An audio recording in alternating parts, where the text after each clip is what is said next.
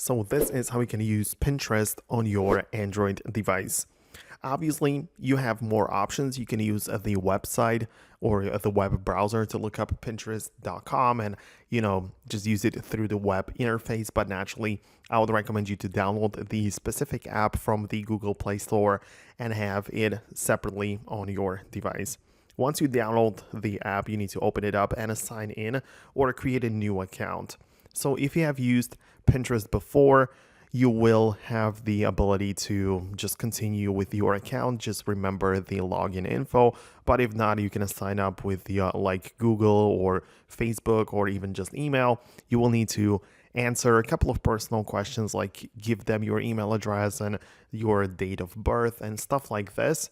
But once you proceed with this, you get to the main section where you can browse pins, basically. So the Pinterest works that the photos or the media showing up there is called pins, and you can organize them by pinning them to a board, right? So you can create a board for specific themes, like you can create a cooking board, and then you can just pin a couple of different photos which you find to your board, and you essentially save them there.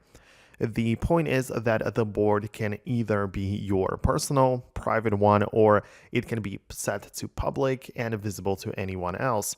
And similarly, you can also browse other people's pins as well as boards and their own collections. So you can just move around within a certain topic or your interests to see what other people are pinning and some very creative and aesthetic posts and stuff.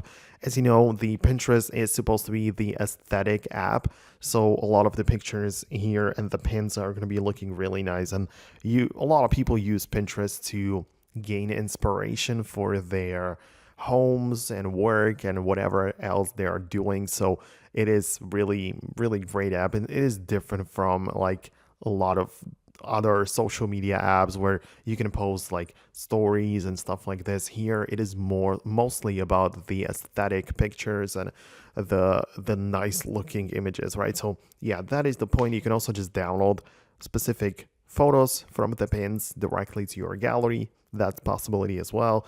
You just tap on the three dots and save the image. So that's pretty simple. And that's essentially how it works.